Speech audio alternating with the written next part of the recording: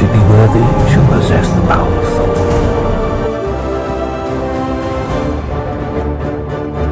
Hello and welcome to Across the Bifrost, the Mighty Thor podcast, where on each and every episode we discuss the worlds of Marvel's Mighty Thor.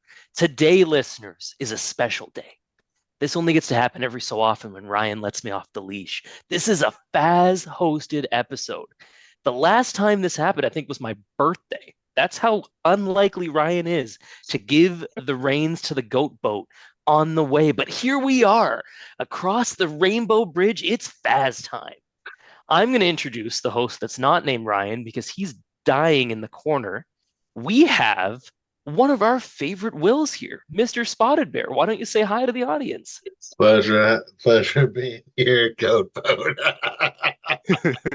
That's good. That's good. Fantastic to be here. Thank you. And here with every episode of Across the Bifrost, until such a time that Will and I get access to his Zoom information, is the king of this place, Ryan Doze. Ryan, how you feel today? Well, dude, I'm good. I love the idea that I get to be a guest on the best Thor podcast there's ever been on the internet. It is an honor, and it's a special privilege to be witness to your hosting duties today, brother. I'm excited to talk about our topic. Today's topic, dear listeners, is something very close to my heart. We are re-reviewing and re-talking about Thor: Love and Thunder 2 years after it released. We've all recently rewatched it. Longtime listeners will not be shocked to know that it has not been that long since I last rewatched this movie. But for Mr. Spottedbear and Mr. Doze, it was probably considerably longer. So we're going to have a fun little discussion. It's no holds barred. We'll probably not be friends afterwards. It's going to be so fun. I have strong opinions. No holds barred, like Hulk Hogan and Zeus. Like Hulk Hogan and Zeus, like Thor and Zeus, Lester. Like everybody, like Hercules. Call me Tiny. Call me Tiny Lister. Yes. I'm coming for it, dude. Oh man, the 80s wrestling reference will flow freely. So the first thing we want to talk about then is what this is all based on. So as people know at this point, Love and Thunder is loosely adapting pretty much the entirety of Jason Aaron's run on Thor between both the Gore the God Butcher saga and Jane Foster's turn as Thor in The Mighty Thor. So you guys, how much experience do you have with these Jason Aaron comics? Let's go with you first, Rye Guy. So longtime listeners of this podcast will know that Jason Aaron was my gateway into Thor, starting with kind of the last few issues of the God of Thunder series with Esad Ribic and Ron Garney, the God Bomb, God Butcher story. I picked up a few of those, but I didn't really have a complete run of that. And then I quickly latched on to the Thor series that featured Jason Aaron's writing and Russell Dauterman's art. Russell Dauterman, who we just got to interview on this podcast, Faz. Like, so people like go back to the main feed here. They can go back to just the previous episode and you can listen to our discussion with Russell Dauterman. Cheap plug. It was amazing. You should go check it out if you haven't listened to it. But that series really, like, with Jane as Thor, really took off in my imagination. I loved Russell's artwork. I loved Jason's writing.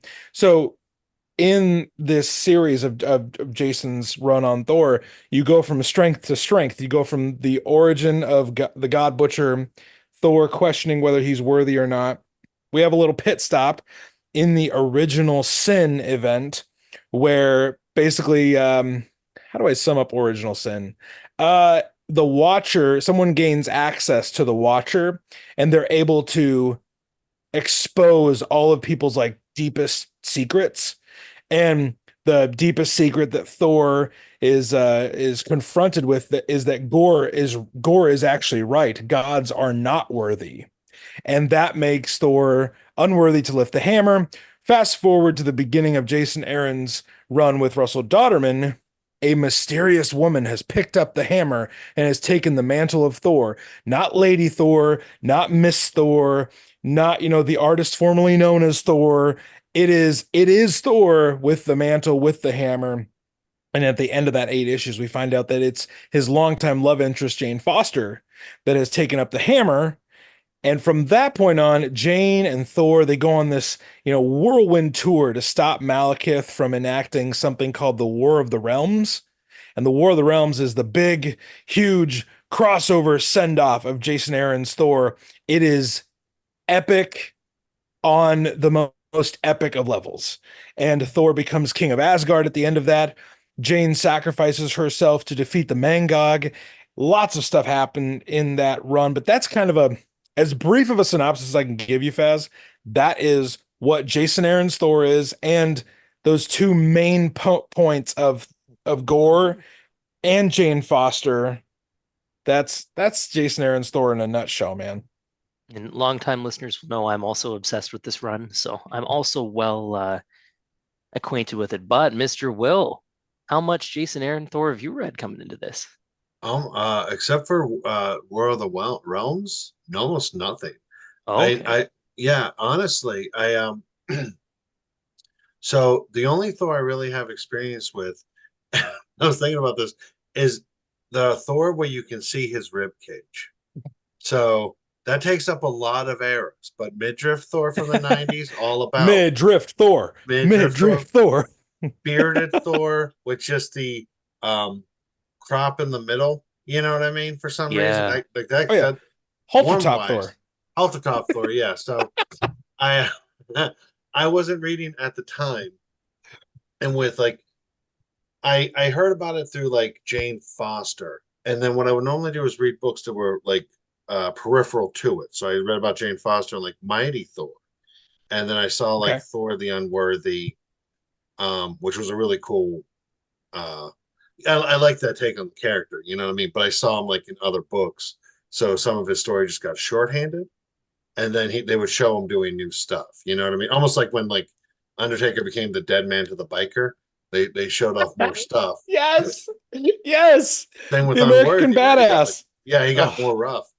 And yes. so yeah, and I War of the Realms because it was a crossover, and I do like Asgard. So like when it was like the Giant Men and like Punisher was in the like Asgardian kill crew and stuff like that. Yes. Yes. Loved it. But like completely missed out on Gore and Magog. I know of them because they're in games and like they're referenced so heavily.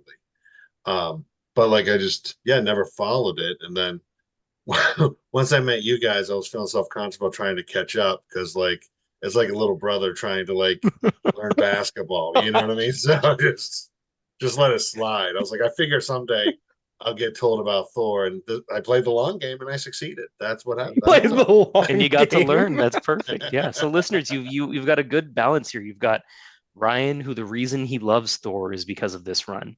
You've got Will, who knows next to nothing about this run apart from its conclusion and gets to come in without kind of expectations of what these characters should be like in the movie. And you've got me, who was a big MCU Thor guy for a while. My first entry to Thor comics was Donny Cates.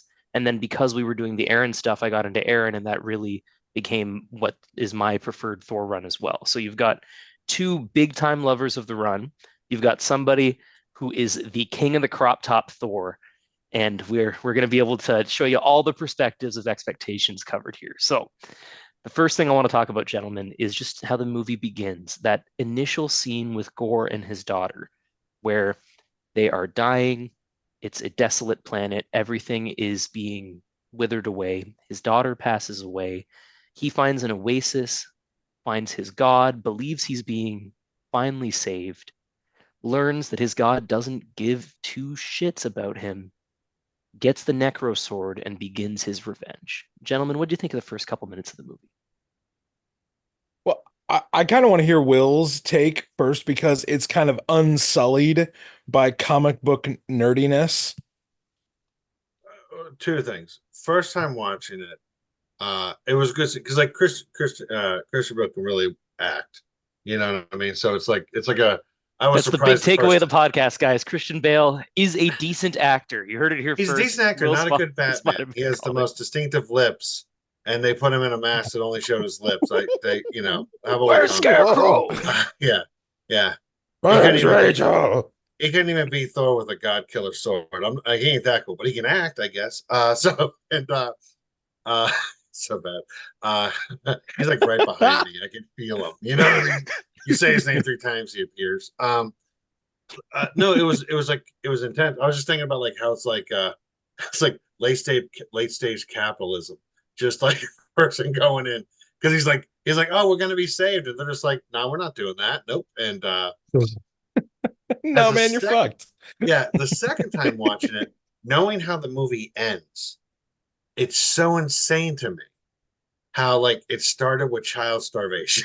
Just like because it's supposed to be it's Thor, love and thunder, wacky zaniness. God doesn't love you. Doesn't love you. Going to die. There is no eternal reward. Or yeah, God would rather watch you starve. Yeah, there's no heaven. The guy's like your whole everyone you love for generations are gone. You chose poorly. But bum bum bum. You know, I don't know the Marvel theme song. I was just like, that's a heavy rock Marvel theme song after. Yeah, they went real deep with the music too. Like the tones on these things, not bad. Bounce up and down. Oh like yeah, fucking ball. Oh, for sure. I think that was one thing that upon this rewatch, and Faz, I've watched the movie probably 5-6 times total since, opening weekend a few years ago. And I don't think this opening scene hit like what Will just mentioned until this rewatch where it's like, oh my gosh, the movie starts with an existential crisis. Right. Of someone literally with their like last, like the death of the last thing they have left, the last relationship they have in existence is done. He thinks he's found paradise, and they're like, "Nah, bro, that's not how this works." And Rapu, the god, he's just like, God, man, he gets you to hate him real fast. And especially with that whole thing of like, I do like you care so deeply with worshiping me and giving me adoration and all that. He's like, and dude, the second you die, I'm not gonna give it another thought. Like, Will, you're right. The tone of these movies is just like, deep down darkness, stabbing a god in the throat. Your daughter dies. You think you found paradise, but you haven't. And then it's like, damn, time for another Thor adventure. and that's something that goes for better or worse. That's very Taika Waititi, right? This is the movie where Marvel said, "You guys Taika. nailed it with Ragnarok. Do whatever the hell you want. Have fun." And you can see that the highs and lows went from kind of a little more reined in Ragnarok to way like Thor's partying it up with the Guardians. Jane's dying of cancer. Thor's having a great time partying with this. Jane's still dying of cancer, and there's a play in Asgard, and they're stuck having to use ads from Old Spice to stay alive. Yeah. Back and forth, back and forth. Look at the goats. Oh, look, Gore's ripping a kid's head off. Back and forth, back and forth. I was talking about that where it's like the prologue is existential crisis. The first scene is a good to get to know you. Life's zillion. We all just keep getting older. Second one is really heavy into orgies. And then the third act is like a zany kid ending that everyone feels good about. And I'm like, still a summer blockbuster at the end of the day, right? Yeah. Yes. And not bad. That's the thing that's weird. I still enjoyed the movie. It wasn't like the first Jurassic World when I watched it, I got done with it. I'm like, none of that made any sense. That was all stupid. Some of this doesn't make sense, but it's like a little more forgivable. Like it's not a raptor jumping on a T-Rex's back, but like shooting guns. Yeah. Hold on. I love that Will's major problem with a movie about theme park dinosaurs is that the dinosaur would jump on another dinosaur's back. Look, Ryan, they spend so much time making it sound scientifically accurate. I agree with Will that is something that is a little much, They covered, and just not to go on the Jurassic Park kick, they covered a lot of the T's and I's where they were like, well, dinosaurs don't even look like that. Like this is a super dinosaur that can fight. You need three. You need this. It's a super dinosaur. Yeah, that's exactly what it was. That was exactly the movie. Oh, it's like let's build the biggest, most terrifying piece of shit we can. The amount of how much this is Mario 3's intro. It makes no sense. And like they're really self-aware through a lot of the movie. They got the Nick from the New Girl, the old Spider-Man, kind of pointing out how dumb this is, and then at the end, when it had to be serious for 5 minutes, they did some real dumb shit. And you're like, no, you can't be this. you can't wear a fedora and have like a Roth IRA. You got to pick one. You know what I mean? Be one or the other. Don't be both. All right. Speaking of designs, though, Nah. with this opening start here, guys, we're gonna try to turn this plane. Come right back. Come right back. Like kind of like how only the arms in Valhalla with Lady Sif. There's things where you're just like, wait a minute, this doesn't. Yeah. It's cool. We'll get right back to it. Maybe the arm is in Valhalla. Who knows? That's one of the most hated jokes from this movie. My curious thing about that, and since we got the trail, sorry, what's the timeline to like after the battle to get to Valhalla? Because Jane was chilling for a good 3 to 4 minutes. Like she had a full-on conversation. She made it. Lady Sif had a good nap and woke up, and she wasn't going to make it. Did they ever express? One of the things that the creatives behind the movie discussed is that the battle that she lost was the battle with cancer. Oh, so it was when she passed that way. That's what she lost. Whereas Sif was in a war, and honestly, if she succumbed to her wounds there, she probably would have gone to Valhalla. That's just they don't entirely understand how it works because they can save her there, right? But the cancer thing is kind of the way that the other people involved have talked about it. But in terms of gore, 2 years on, guys, trying to bring it back here all the way. I'm sorry. 2 years ago, the hyenas are out. There was a big hullabaloo about Gore looking much different than he did in the comics. Yeah. Now that we're 2 years deep, what do you guys think about how Christian Bale looked? Would you have liked him to be more of a Voldemort-y, snaky guy like they had in the comics, or did you come to terms with kind of the very white and color washed look compared to the extremely colorful look that the rest of the characters had? So, having been fully immersed in the comics and, you know, going into this movie with a lot of optimism, I will say like the comic Gore is much more distinct. And he's much more unique, obviously, because he has, you know, the Voldemort face, the Twi'lek, you know, head tentacles, you know, like he's a freaking Star Wars character. He looks more extraterrestrial for sure in the comics. I think his design is cooler. I think that the necro sword, the necro like cape that he has is cooler. All of that. But this probably gets to a deeper topic, Faz, that we've talked at length about over the last years. I stopped treating these characters like they were the same. I stopped expecting Christian Bale's Gore to be Jason Aaron's comic book Gore. Because they were going to serve different functions anyway. Like the Gore in the comics does not have the same motivation that Gore in the movie has. And Christian Bale's motivation is very singular in this, whereas Gore in the comics is more like, no, I don't want any gods to live. And I'm gonna build the God bomb to make sure it doesn't, you know, they cease to exist past, present, and future. And for Mr. Spottedbear and for the listeners who haven't read the God Bomb versus the movie motivation is essentially revenge because of what happened to his daughter, along with the Necrosword kind of mutating his thoughts and making him more and more angry because the Necrosword wants to kill all the gods. The comics, Gore's offered many opportunities to kind of change his mind. He never really does. There's moments near the end where he realizes the monster he's become when his manufactured son comments on the fact that he's a god now too. But even then, he doesn't really change his ideals. Whereas this Gore is much more of a, when given the opportunity to make a different decision, as we see at the end of the movie, he does change his mind and he does go back to what his main purpose of this movie is. So that is a good way to look at it, Ryan. They're two different characters, similar kind of weapons, similar motivation in what they're actually doing, but the real reason they're doing it couldn't be more different. Mr. Spottedbear, what do you think? What were you gonna say, Ryan?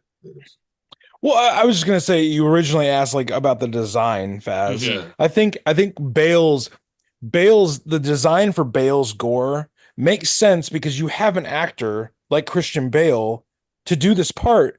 You need the Christian Bale facials, the expressions. You need his acting ability to come through and not just put, you know, a bunch of CGI shit all over his face and his head. So if it were me, I would want to highlight why you have an Academy award-winning level actor in that role. That would just be like my like little thing there. I get why you do that. I also know there was some time constraints on what they could do with gore from a design aspect. Faz, do you know more about that? Yeah, Maybe from remind if I people. remember correctly, he had come just off of a different movie, and he couldn't really get to be the size they wanted him to be for a very big, jacked, powerful gore, and instead it was kind of we need to go sicklier and skinnier.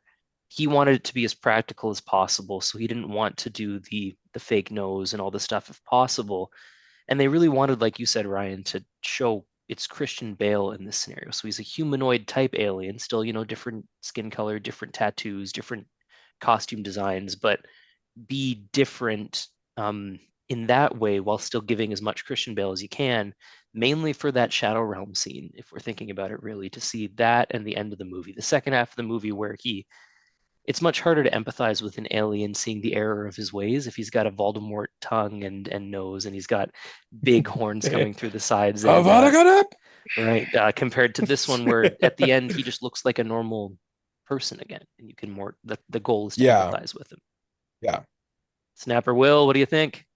Oh, so, but same basic thing. Because I think he would have looked like there's a real danger because gore looks cool in comics, but that could translate easily into like Skeletor and Masters of the Universe, which didn't look bad, but kind of like you can tell, or he would look like it'd be real. It'd be really hard not to make him look like Baltimore. Hmm. Where if you're a casual fan, because I've had that Like, happen. We like the two characters look enough the same in two different shows, and it's like, oh, this just takes me out of it. Where because they were making him more I don't know if they were making him empathetic, but I like the fact that he was kind of sickly, like almost like drug addled and obsessed, as opposed to Gore, where apparently he was just like a monster, right? Like he didn't have it, he wasn't like fighting with self-doubt or struggling in the comics. He was just like all about it, right? That Yeah, was the play singular with him. purpose, like he Yeah, has kind yeah, of the peace of mind of I know what I'm doing and I'm going to accomplish my goal no matter yeah. what. Kind of like more akin to Thanos in the Yeah, movies. sort of like MCU Thanos, yeah. yes. Yeah, that's a great comparison Yeah, because Thanos doesn't have a shred of doubt in the MCU of whether, killing half the universe is the right thing to do. And he has right. all of his different reasons to justify it. But Gore in the MCU, like he doubts himself a lot. I mean, he postures, he scares a bunch of kids, and he makes a bunch of Yeah, shadow monsters. But like you see it at the end, like all Thor has to do is talk him out of making Yeah, a bad decision. and Gore beats him there by 3 minutes. Like he has a lot of time to put his hand up and Oh, go, for all right, kill them sure. all, and then that's done, right? Like, but he yeah, wants to talk about it almost. Yeah. yeah, He wants someone to talk him off the ledge. Yeah. yeah, And he wants him to find a different way, right? Like he's the Necrosword's been destroyed at that point. He can finally actually feel his own thoughts again. And it's like, yeah, is this really what I want? Does it protect my daughter by getting revenge on the gods, or is there something yeah. better I can do? That was Now so let subtle that might have been a mistake, but it was like I can see where you're coming from. yeah, That's one of those possible. things where you're giving a lot of benefit to a movie. I'm with you. I was with you on it, but I was thinking to Now myself, I'm like, did they make this like was that subtle or is it just like they're like, well, we got the eternity scene, so but like I now a probably lot of the stuff that I'm coming from on this one too comes from knowing what the longer cut of the movie would have had if they okay, didn't end up shortening it down. So there were rumors that it was a 2.5 hour movie that Disney brought down to 2 hours to get more people to go. It's unclear if that's true. Taika has said from the beginning that it was his movie. He cut it the way he wanted to, and the stuff he cut just didn't work the way it did. But there was kind of a longer cut that explained a lot of these little, they sound like they could be holes, and then you hear what the producers say. It's, oh, that makes sense. Things they were originally in the movie and were removed. Maybe the scenes weren't as good, or maybe they were mandated to cut it down to make it faster or something. But okay, there was more discussion that way. But again, you can't like you said, well, you can't just magically give the movie credit when it's not there when they say, oh, but it could have been, right? That right. otherwise we have a Yeah. Zack Snyder's Justice League moment where it goes, the movie is perfect because of all the stuff that Zack said would have been there. And then for Yeah. 5 years, people just assume that it's there, right? Well, that and like that, I'll give some of that where it's like because it like at least had the hint of it where your brain could get to that. With like Yeah. Snyder, it didn't. Like it's like, well, that means this happened. That's not. No, that's a different movie. Yeah. This, yeah, like because like Yeah, they both came at like because again, both powerful points there, but one was like getting ready to like finish his revenge on his daughter. The other one was getting ready to say goodbye to his partner. Like those are pretty high end points. So like everything like that step wasn't a far step to do. So like yeah, on that end, it's good. Good. Can I throw something in here, Faz, Yeah.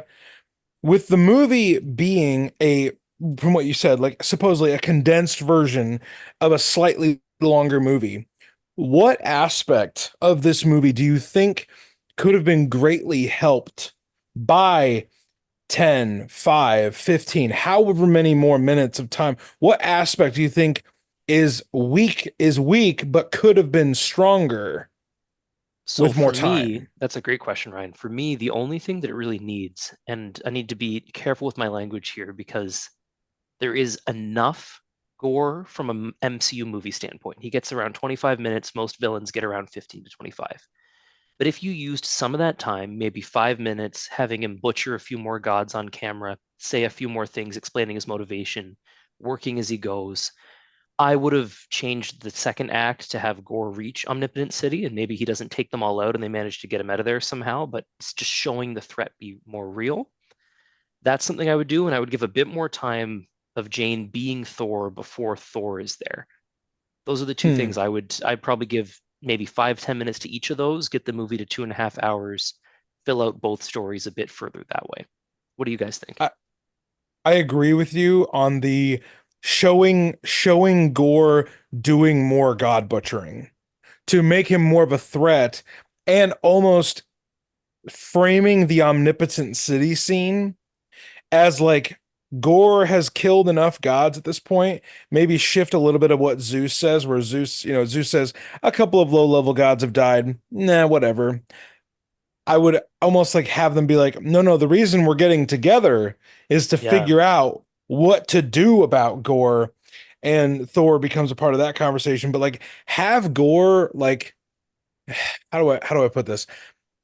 Have him kill an uncomfortable amount of people. Like I get it. It's still a summer blockbuster that But you the, the want the like thing is, people to he go did to. do that though. Like most of those distress calls were him killing gods of the planet. The first planet they're at, Thor and the Yeah. Guardians are there because the gods are dead. They just need to show it and have them be Show summoned to it. Omnipotent City instead of, oh, we should go there. They're meeting Yeah. anyway. It should be they're a little panicked. Zeus can even still do that. Nothing to worry about. It's all good. And have other people like Thor Yeah. comment that Have no, the no, other no, gods be like like, this is a no, big dude, this is a issue. big Yeah. deal. Like my Um, my dad's dead. I'm suddenly the king of the like whatever god yeah. group you want, and I'm like the Like seventh god in line. That's not good. Like the top six are all gone Yeah. now. Zeus, what do you mean? one of my best friends like was almost murdered by this psychopath. Yeah, And I want answers and I want you like to do something Falagar's about gone. it. Everybody loved Falagar. He was Yeah, such a cool Falagar's guy. Yeah, huge. yeah. But anyway, that Or, that's the or only that's the thing that I would yeah. tweak. I would give a god that was kind of known in the MCU. So like Yeah. they'll probably do something with Ares, but like for like Greek, say Oh, like Hermes or something. Because Hercules is Phaethon's a little different. I wasn't as into like Marvel Asgardian or Marvel Olympian, excuse me. Um, but like have them kill an Olympian like a god that people like a mythology creature that they would know. yeah. And yeah. And then the I don't only know thing who that could have been, but because I well, it think you could have to be save Zeus I mean, or you you have could to yeah, also save kill some of the Hercules. Egyptian gods because Moon Knight was coming out around the same yeah, time, so you could have a Horus, couple yeah, of them go. There's a lot of ones that are yeah, that it ties it all together well, and I think that's part of the issue with this happening during COVID is that all the teams couldn't talk to each other like they normally would. And yeah, perhaps they could have been like, oh, we're not using Horus and Moon Knight. Why don't you have him be up doing something and Gortys cuts his head off and just yeah. use it there? Like things like that, right? And I think Love and Yeah. Thunder is kind of in Guardians where it's on its own thing anyway that they don't really touch. Yeah. Like because like Guardians and at that point Thor is like kind of space and sort of by itself. But Yeah. like even if they killed Zeus, right? Like if you would have killed Zeus, because like my thing with the movie is that there was no real, and this is the problem with the Phase Four or after Endgame, that there was no real consequences, right? Because like Jane, without spoiler alert, but Jane's in Valhalla, so she can come back because that's the thing about Valhalla is that they're supposed to be able to come back because the Twilight Sky should erase that. Since that's not erased, that means that's still on, and or at least it could be talked into it. Zeus got got stabbed, but he's still alive because you see him at the end credits with Ted Lasso guy. And With Ted Lasso guy. the It's guy, Roy the writer, fucking yeah, Ken. Thank you very much. It's Yeah, Roy yeah, yeah. Kent, man. That's And so great. he was there, but he wasn't here at the city. And the only thing that bothered me was in the third act, and this was, you tell it was a rush job, where like Sif stayed behind, Valkyrie stayed behind. Because the one, it was just a little bit out of character where Valkyrie's like, well, if I go, I'll die. That's their whole fucking job. Yeah, and she had That just was, said a couple of minutes earlier, yeah, the goal is yeah. to die in Valhalla and go to Valhalla. Yeah. So if they would have had a 30, like again, it was a lighthearted thing, and again, this was a little thing, but it was a character. It was a DC level whoopsie of character, where it's like, if Thor's like, no, Oh, you need to no. stay and lead, da da da da. You're a general. We need you as a second in case I fail. Blah blah blah. That all makes sense. But her just going, is kind of silly, and also Especially just like, where it's like all gods are wiped out from the universe if you lose, but I'm not yeah, going to go because I don't want to die. It's a tough yeah, balance. Yeah. yeah, and like, well, I don't think she's a god. I think she's a Valkyrie, so I don't know if she falls under gods. Yeah, it's unclear with Asgard. They might all Yeah, be gods, or it might just be like the royal family is yeah, gods to the other Asgardian subjects. But I think that all the Asgardians are gods to us. yeah, yeah, yeah. Yeah, at least in the comics. So anyway, but yeah, that was probably the thing that like got me the like. I'm glad Sif is back. Like the actress is getting to work more because I know she Mhm. was gone because she got hurt. But like, yeah, like again, I'm glad they kept those characters around. It was just that going from that scene where they were in the dimension to just going, well, I'm going to come back with less weapons than I had, and it's going to be great. Was kind of a jarring. Those like that And it's gonna be awesome. yeah, if I could fill in like 5 minutes to like bleed that out a little, that's the only part where I was just like it was like okay, like everything was like kind of chunked out, but this one felt like a little more rushed. Like Right. that Hmm. transition wasn't as good. That's the And, only. I think it was more important to them. They focused on the cancer scene where Jane was dying and Yeah, Thor asked her not to go, which was beautifully handled. And you can tell that then that next part was kind of let's Great just get into the scene. next scene yeah, because we have probably the best scene in the movie, which is the because I love you, Jane. I've always loved you. We like you can't do this because then we don't get a chance to be together.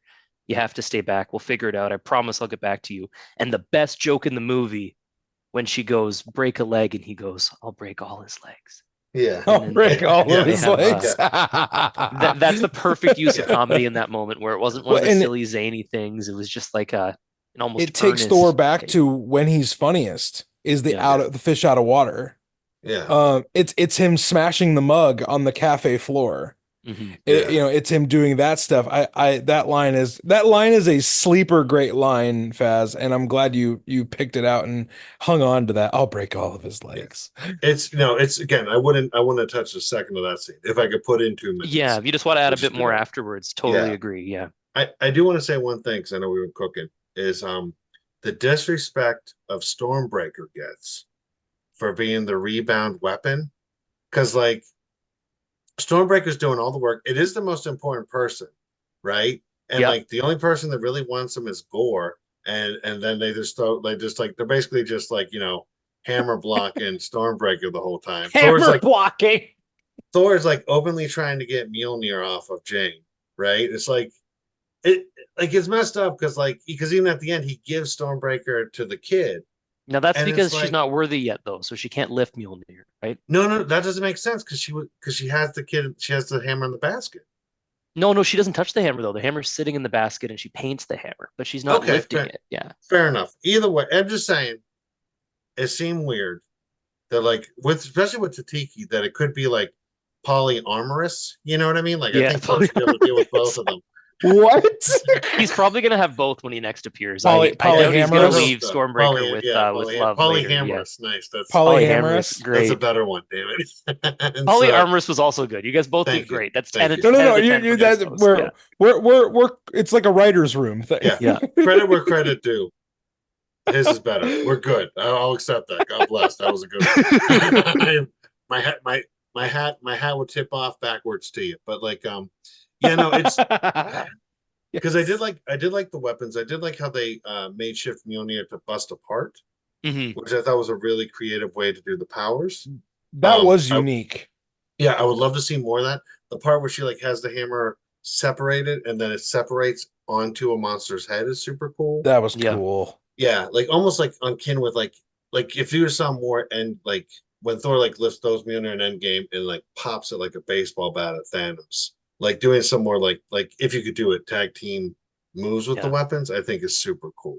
And I think that's where they're going with it. Like Mjolnir has so many powers in the comics that haven't been touched yet. In the movies, it's Yeah. mainly just a powerful hammer, right? So giving him Mjolnir back opens up a lot more if he gets the Odin Force coming into him and he gets some power going with it. Mjolnir opens more doors than the one that opens the Bifrost, right? So Stormbreaker can be kind of a Thanos specific killing weapon, but not quite as powerful for regular life compared to the fully fledged Mjolnir. But that'll be up to whoever takes it next to go Uh, forward with. I always Yeah. figured Stormbreaker would be stronger, like Yeah.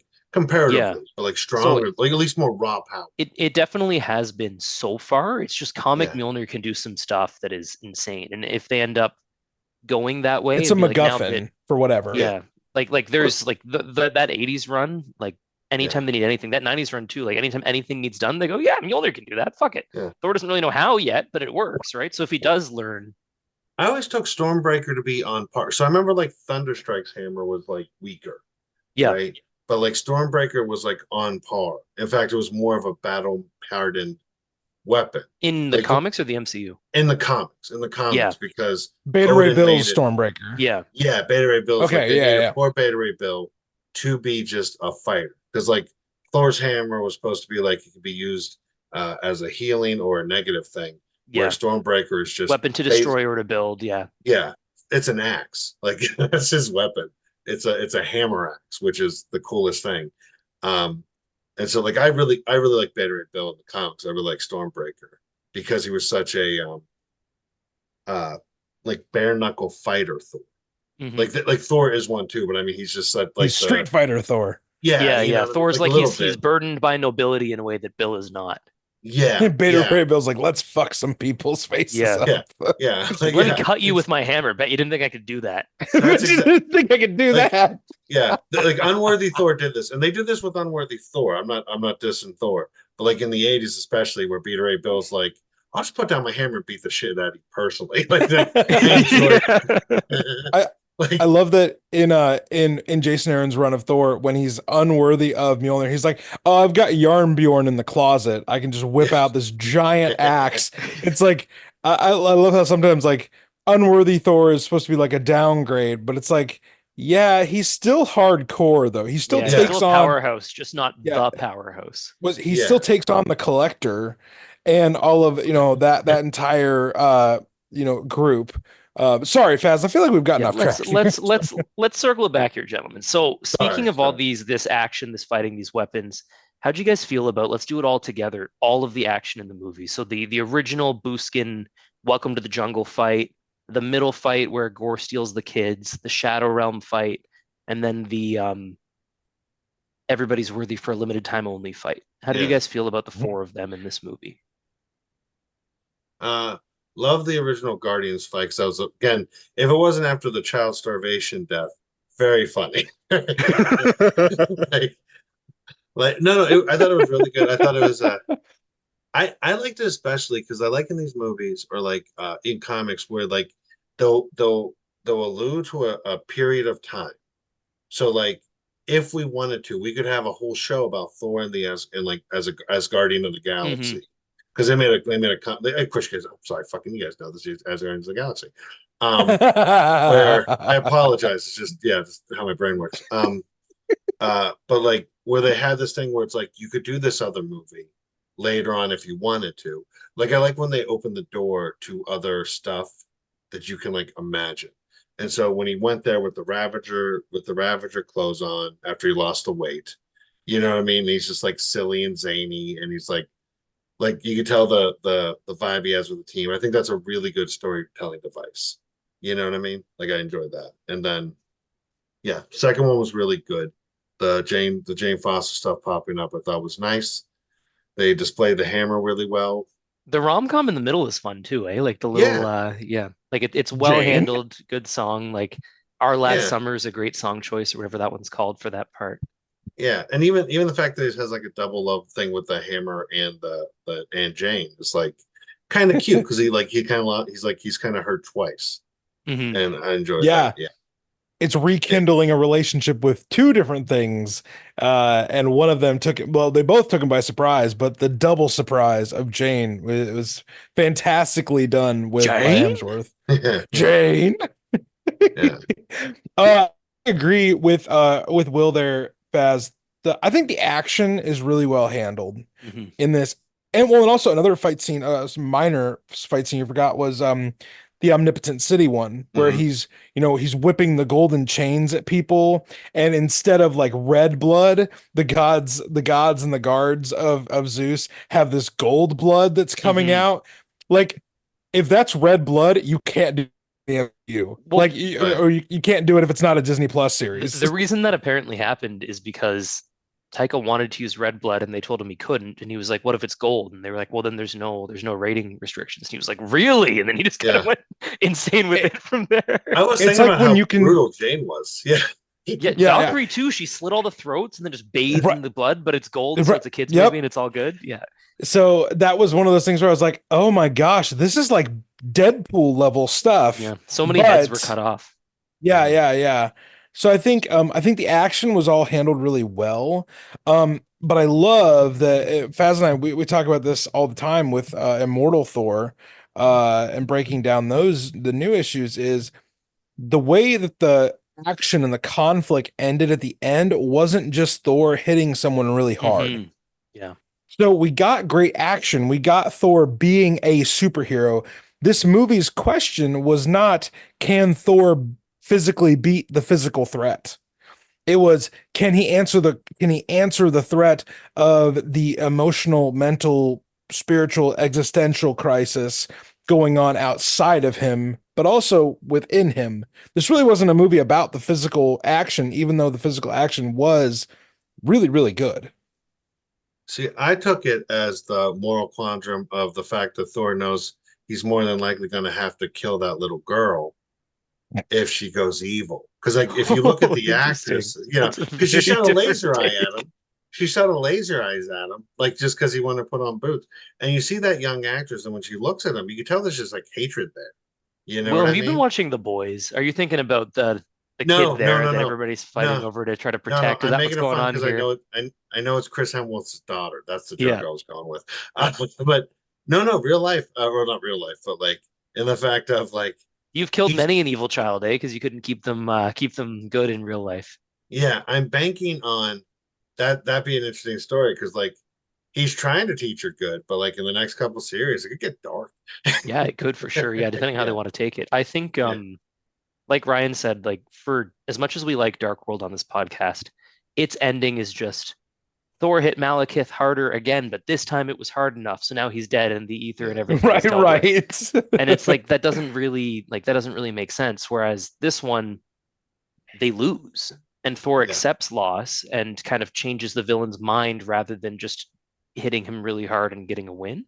I also Yeah. think that Shadow Realm scene was fucking insane. Just the scare tactics that Bale had before, followed by the moon of shame and the ability they had to have all the shadows changing and the shadow monsters and the gravity being weird. It was just different than a lot of Marvel movies, which is good because people are complaining that there's too many superhero movies and all the action looks the same now.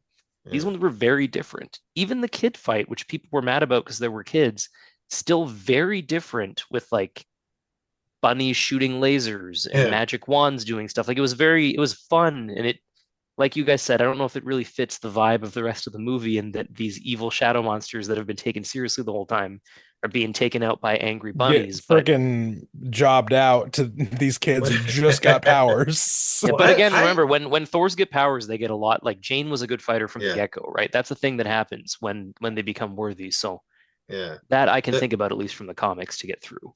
I enjoyed it. I enjoyed that part because it was the first time because I remember thinking to myself, because again, the thing that was more of me is like second act, and this might be because I don't have kids, but like normally the second act is orgy related. Like there's a lot of orgy jokes, and then it's like little kids are making it all okay, and I'm like, I'm sure there's movies I watched when I was a kid that I just remember the kid part, but I was Yeah. was like, that's a because I remember watching that because I was into it the first time, and I'm like, if I was 12, this would be a cool scene, right? Like being a little kid, like little kids like saving the day. Like that's why Robin and Bucky Yeah. exist, so the kid can Right, relate to right, somebody. And I was like, that's like Shazam level of cool. And right. but the movie took so many weird bounces to get there. It's like whatever. But like that's I like that scene, but I known it wasn't for me. So my buddy who I was watching it with was like roughly my age, a little younger, but not 12, right? And so he's like, well, that scene was stupid. I said, no, it's stupid to us now because we're old. We were adults, yeah. Yeah, yeah. If we were kids, that'd be like a little kid with his teddy bear protecting him. I'm like that's juvenile, but that's what kids, yeah, it's like for children. That's And a that's for a again, kid I think thing. we talked about this a couple years ago. That's the target audience. Like these Yeah, movies are good for us too, and we can still enjoy them, but they're not made for 30 something year old comic guys. They're made right. for 10 to 20-year-old kids for the most part to A be enjoyable wide, for a wider everybody. base. Yeah, they Yeah. want to hit everybody they can while making sure that it still works for the kids. So, Faz, I just want to hit on that real quick because this is like a soapbox that I love to step up on Get from up there, time to buddy. time. Comic book fans approaching comic book movies like studios need to pass this by them.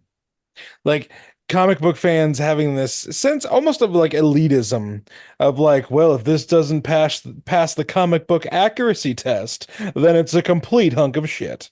Or I Um, wouldn't have taken these characters in this direction. yeah, Therefore, it is a terrible okay, direction. write a script and become a producer, dude. I like the or you can do what you always do, bitch on the internet. There's plenty of us. There's plenty of us that do that. Yeah. Well, I would even say, especially with this Marvel, like Captain America. So the reason I know Jane Foster, the reason I know I like, I'm a big Cap guy, but like I liked what was it? The all new Avengers because it had Miles Morales, who was a new Spider-Man, Yeah.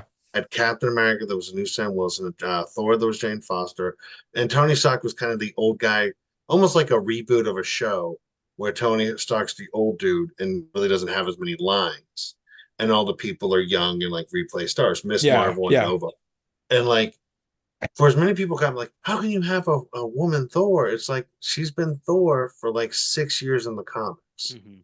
like her and Sam Wilson. They, I don't want to say snuck in, but they ran that story for years before it became a movie. And you could argue that they had some foresight to do that because like their costumes are like very comic accurate, like very comic accurate. Mhm. And so you could argue like, well, what would we could draw that would look good in a movie? But they did that with enough foresight of like over 5 years because Jane Thor had been Thor for a while. um, I mean, they had Unworthy, but she was the mighty Thor for And a few issues. Yeah. talking about Jane, we did the same problem last time. We haven't talked enough about her. This is as much her movie as Thor. What did you guys think of her storyline? For me personally, I thought as much as people on the internet like to meme how they handled the cancer, I think they handled the cancer very well. I don't think that Yeah. they made jokes throughout it. Like they make jokes that on like the angry people on the internet say that they made jokes that about the cancer and tried to undercut it with cancer. And I don't really think that happened. I think that they let it breathe. It was built this way because I think Taika had lost his mom to cancer, so he didn't want to joke about it. He wanted to make it be serious, and I think they accomplished that well. What do you guys think on Jane? Yeah, I thought it done very well. I only knew the synopsis of the story, so I don't know how the comics went with it. Because I remember like in Mighty Avengers, she was really outgoing and like crazy. Like so, like she was like kissing heroes when she won. Like you could tell she was like He had full on the hooks up with Sam Wilson at one she hooks point. up with Sam Wilson. Yeah, like she had more of a vibe of like a divorcee, right? And Yeah. so um like yeah, but you could like even though like yeah, you can tell she's trying too hard. So like she's like coming out of her shell. And they didn't do that here because they didn't have as much time. But she was like showing up. She was happy to be there. She was a little awkward in what she did. You know what I mean? Like she was trying to live up to the thing. I thought it.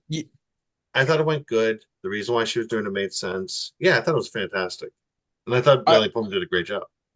to piggyback right off that point, Will, I think what Natalie Portman was given here was a role where privately she she has that scene in the bathroom where she smashes the bathroom sink.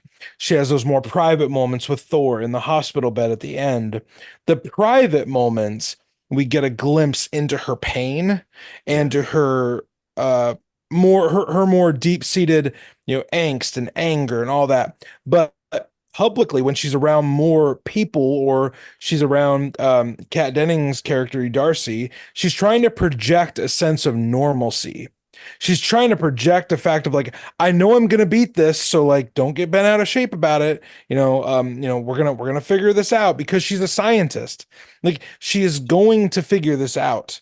And even when Selvig sends her the message, in her laboratory at the beginning, he's like, doesn't have really great news. She's still trying to figure this out. She's trying to big brain this entire thing because at her core, she's a problem solver. That's what she does.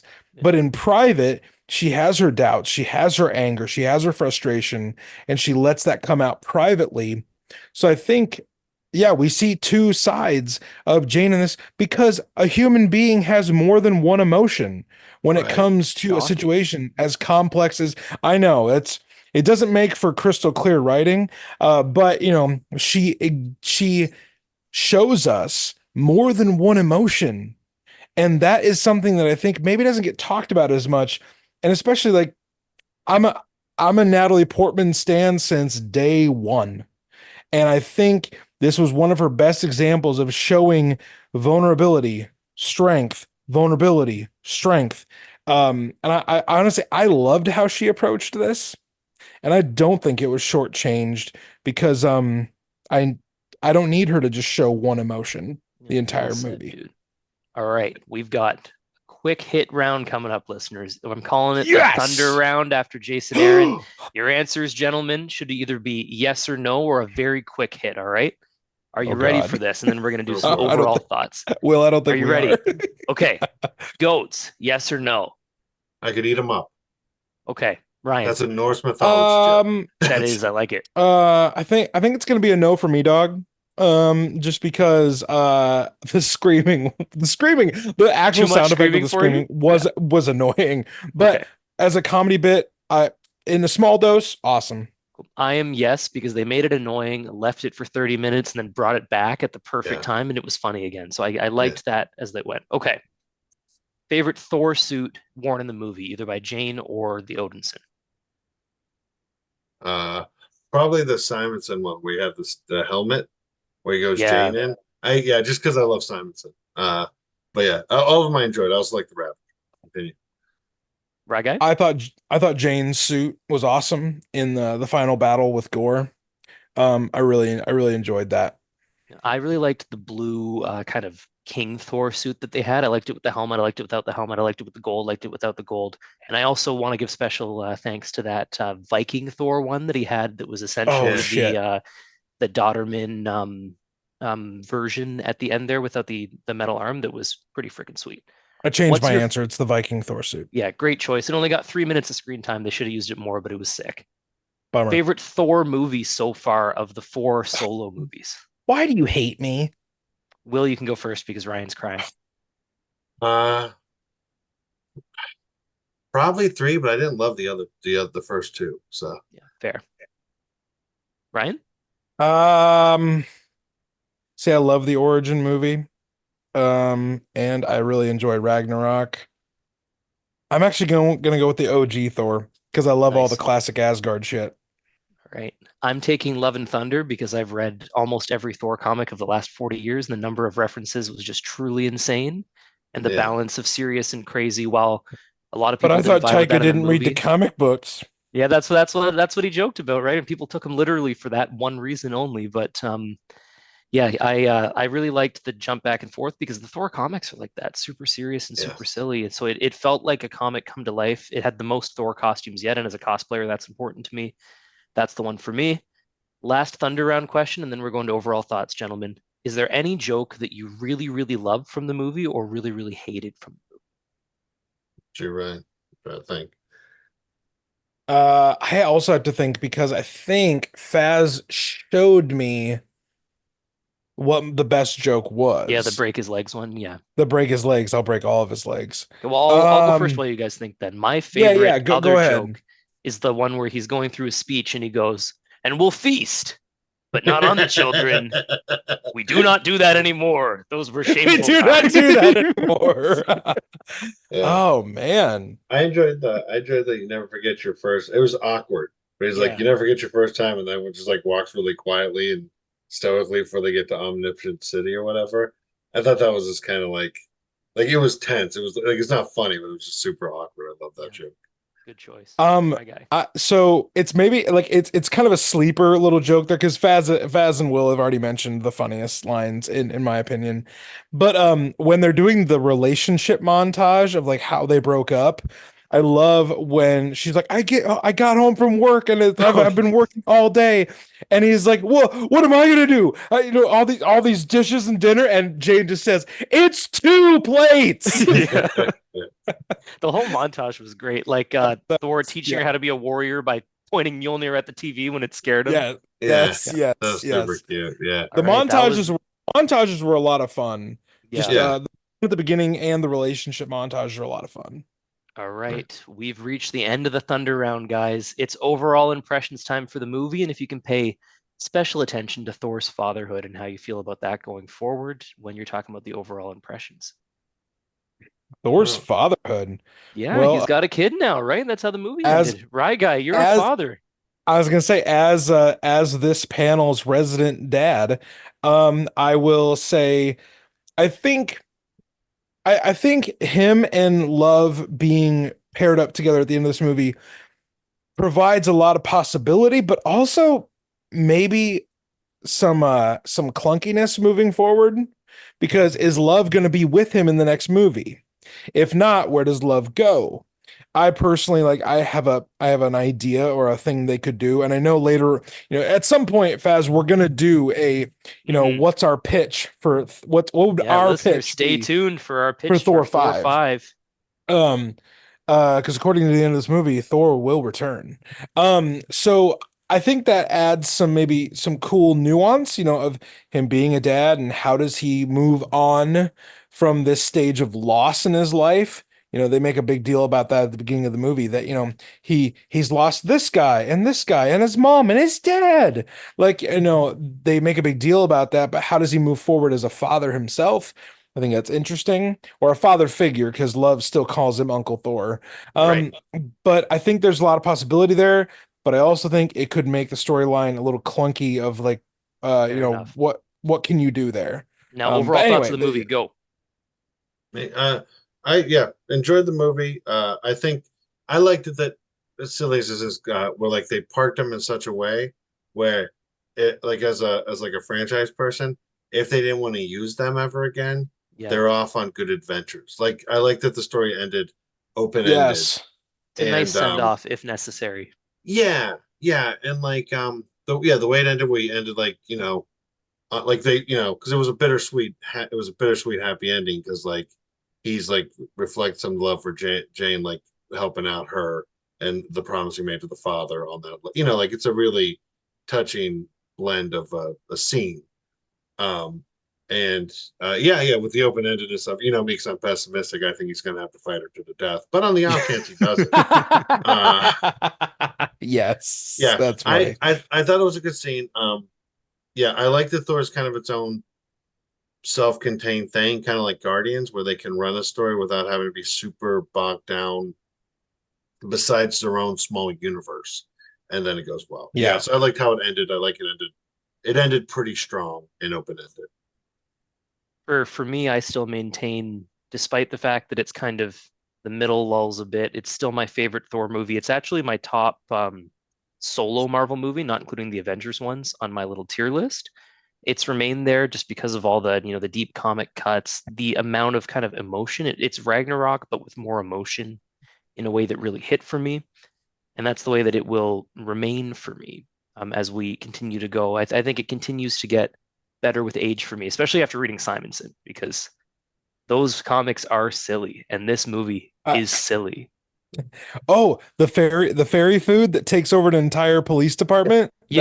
Was that not serious comic book enough for you? Ryan, let's dial it back for the Simonson saga that we will get back to, listeners. We swear that's a plug that's coming down the road too. It will happen eventually. Yes. Now, for everybody out there, thank you so much for listening today. You can find us at Marvel Thor Podcast on Instagram. You can find us all over the world. Ryan Doe's, heck, you can find him super easily on Instagram. I'm Faz Guardian. Will Spottedbear, where can we find you? Pretty much Google the name, Yahoo. Google the name. Go to his shows. Google me, you'll find me. Ask Jeeves Facebook, where Will Spottedbear is. Ask Jeeves. If you like what we do here, if you like what we do here at Across the Bifrost, and you want to hear just how panicked we are when trying to organize these things, feel free to subscribe to our Patreon. It really helps us out. It's how we were able to actually look at these comics, especially the back issues, because you guys can imagine we can't afford them without Marvel Unlimited. We can barely afford Marvel Unlimited. So if you guys can, if you like us enough, you want to support us, the best thing to do are to listen. The next best thing to do is to join our Patreon. If there's a link in our Instagram, it'll make us very happy. It's probably in the podcast link as well. I don't know. It will be. I'm only a guest host. But if you want to hear me swear much more, you want to hear Will Spottedbear talk about kind of how Thor is experiencing new things and expanding his horizons, stuff like that can be found in there and only there. If you want to hear how we planned this episode out, and really a lot of the other inside jokes that don't quite make it to the main feed because they're too offensive and Ryan's worried that we'll get canceled. You can always go to Patreon. We would have to be popular to get canceled. Fair enough. Someday, 20 years from now, we will get canceled for those Patreon stays. Yeah. As long as we remain the only Thor ordained podcast on the internet, I think we could get there someday. I think we'll be okay. All we need is Thor 5 to be a hit. But listeners, thank you so much for joining us today. My two co-hosts, thank you for being here. Wherever you are, whatever you're doing, as we cross the Rainbow Bridge, always stay worthy.